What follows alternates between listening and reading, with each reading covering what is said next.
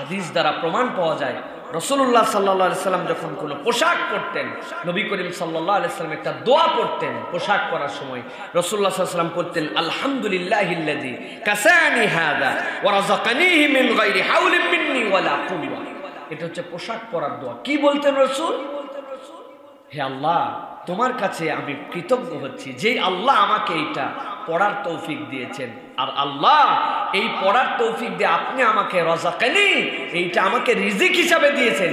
রিজিক মানে কেবলমাত্র মুখ দিয়ে খায়, পেট দিয়ে বললাম আর পায়খানা করে বের করে দিলাম, এটা রিজিক নয়। তিনি বলছেন এই পোশাকটাও আমার জন্য রিজিক।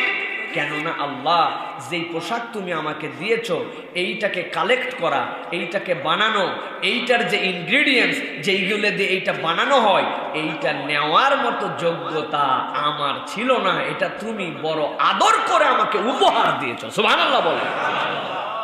এই জন্য রাসূলুল্লাহ সাল্লাল্লাহু আলাইহি ওয়াসাল্লাম পোশাক পরার দোয়া হিসাবে এটা পড়তেন। যদি সুযোগ থাকে শিখে নিবেন, সহজ দোয়া আপনি পড়বেন, আলহামদুলিল্লাহিল্লাযী কাসানি হাযা ওয়া রাযাকানিহি মিন গায়রি হাওলিন মিন্নি ওয়ালা কুওয়া।